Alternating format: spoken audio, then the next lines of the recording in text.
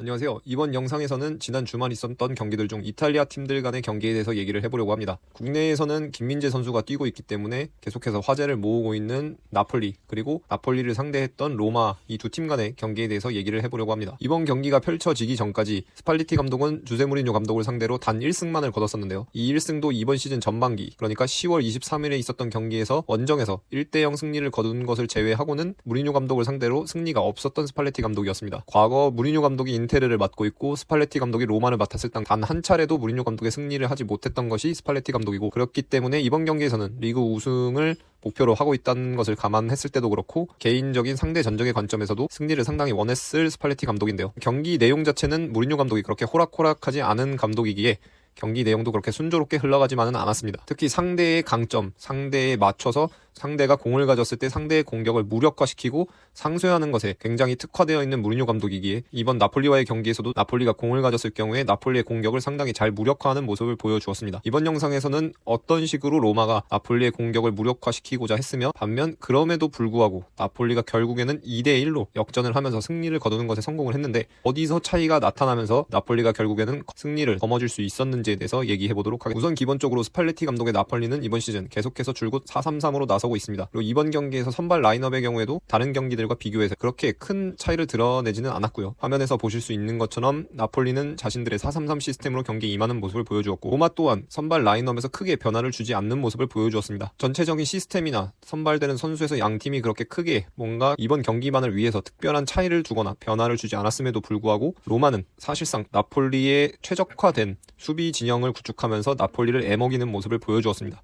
특히 나폴리가 퍼스트 서드에서 자신들의 진영에서 공을 가지고 공격을 전개하는 상황에서 사실상 모든 국면에서 1대1 대결이 되게끔 수비 진영을 구축했던 로마였는데요. 지금 화면에서 보실 수 있는 것처럼 완전히 덮어 씌워지는 형태, 이러한 형태의 수비 진영을 구축하면서 나폴리를 애먹였던 것이 로마였습니다. 반면에 여기서 리스크로서 작용했던 것은 좌우 윙백이었던 스피나졸라와 잘렙스키, 그리고 좌우 센터백이었던 로제르 이바네스와 만치니가 1대1로 수비를 가져가기 위해서는 상당히 먼 거리를 점프해서 이동했어야 한다는 것인데요. 이러한 리스크는 어느 정도 감수하면서도 나폴리의 공격을 90분 경기에서 관점에서 보자면 상당히 효율적으로 잘 막아냈던 로마였습니다. 하지만 이러한 로마의 대응 방식도 결국에는 나폴리에게 어느 정도 문제를 노출했다고 볼 수가 있는데요. 그렇게 여러 차례 문제를 드러냈다고 볼 수는 없겠지만 경기에서 들어갔던 두 골 모두에서 나타났던 상황이 있는데요. 해당 전술적 상황은 바로 로마가 나폴리가 퍼스트 서드를 빠져나와서 미들 서드에 진입해서 자신들이 지역 방어를 가져가기 시작했을 경우부터 발생했습니다. 수비 국면에선 5-2-1-2, 그리고 조금 더 내려앉았을 경우에는 5-3-2 혹은 5-4-1에 가깝게 수비 지형을 구축했던 로마는 자유롭게 풀리는 나폴리의 풀백들로 인해서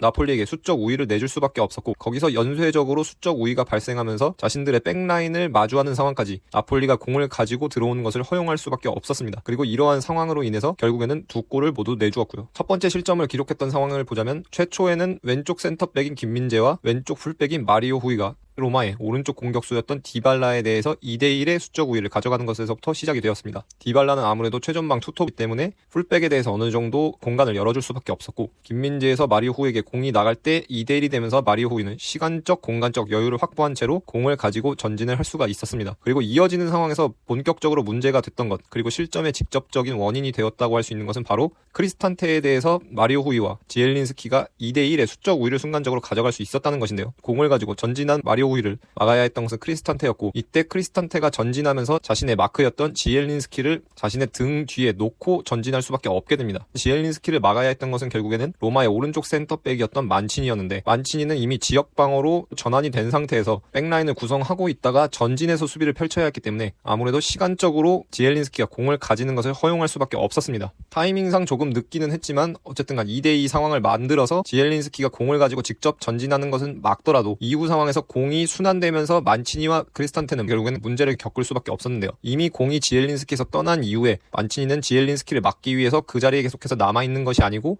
다시금 지역 방어를 실행하기 위해서 백라인을 구축하기 위해서 백라인 쪽으로 뒤로 물러설 수밖에 없었고, 이때 크리스탄테는 자신의 등 뒤, 그러니까 골대와 지엘린스키 사이 공간에 서 있는 것이 아니고 자신의 등 뒤를 지엘린스키에게 허용하게 됩니다. 기본적으로 공을 가진 선수를 수비하는 것에는 굉장히 중요한 규칙이 하나 있는데요. 그것은 바로 공을 가진 선수와 골대의 선을 두 개를 통해서 직선을 통해서 이었을 때 그 선이 만들어내는 면 안에 위치해야 한다는 것입니다. 보통은 그런데 수비수들의 경우 센터백이나 풀백의 경우에는 상대적으로 미스가 적지만 미드필더들이 공을 가진 선수를 수비하는 경우에 이러한 관점에서의 에러가 상당히 많이 발생하는데요. 공을 가진 선수가 등을 지고 있거나 혹은 공을 가진 선수가 공의 위치에 변화를 주었을 때 상대 선수가 아니고 공이 기준점이 되면서 공을 뺏기 위해서 공 쪽으로 움직이면서 해당 면에서 벗어나는 경우가 종종 발생하게 됩니다. 결국에 이런 식으로 기준점을 공으로 잡고 움직이게 되면은 골대와 상대 선수 사이에 공간을 허용하게 되고 상대 선수가 기술적으로 높은 수준의 선수라면 결국에는 돌아서서 수비를 벗겨내고 전진하는 것을 허용할 수밖에 없게 됩니다. 이번 로마와의 경기에서 지엘린스키는 이러한 동작을 정확하게 수행할 수 있는 선수였는데요. 만치니가 뒤로 물러나는 상황이었고 크리스탄테는 왼쪽 풀백이었던 마리오 후이에게 어느 정도 고정이 된 상태였기 때문에 자신이 조금 더 우선적으로 막아야 했던 지엘린스키에게 자신의 등 뒤를 허용하고 말았습니다. 그러면서 지엘린스키는 돌아설 수 있었고 공을 가지고 전진한 이후에 결국에는 나폴리의 선제골이 득점될 수가 있었습니다. 쉽게 얘기해서 한번 마리오 후이와 지엘린스키에게 2대1이 걸린 상태였기 때문에 크리스탄테로서는 본래 자신이 위치해야 하는 포지션, 즉 지엘린스키를 막기 위해서 가져가야 하는 포지셔닝을 가져갈 수가 없었고 그러면서 거기서 연쇄적으로 로마의 수비 진영 자체가 무너졌다고 할 수가 있겠습니다. 그리고 이는 나폴리의 두 번째 골이 들어갔던 지오바니 시메오네의 골이 들어가기 직전에 있었던 상황에서도 동일하게 적용이 됩니다. 나폴리는 로마의 진영에서 한 번 왼쪽으로 공을 전개한 이후에 오른쪽으로 공이 전환되는 상황이었고 이때 나폴리의 오른쪽 풀백이었던 디로렌소가 첫 번째 득점 장면에서 마리오 후이가 그랬던 것과 마찬가지로 공을 가지고 전진을 하면서 로마의 왼쪽 중앙 미드필더였던 타이로비치에 대해서 지엘린스키와 함께 2대1 상황을 만들어냅니다. 결국 타이로비치는 크리스탄테가 그랬던 것과 마찬가지로 자신의 등 뒤 공간을 허용한 채 공을 가진 디로렌소에게 고정이 될 수밖에 없었고 타이로비치가 이런 식으로 끌려 나오면서 프리 상태에서 2대1 상황에서 공을 받을 수 있었던 지엘린스키는 결국 시메오네에게 어시스트를 제공하면서 역전골을 만들어내게 됩니다.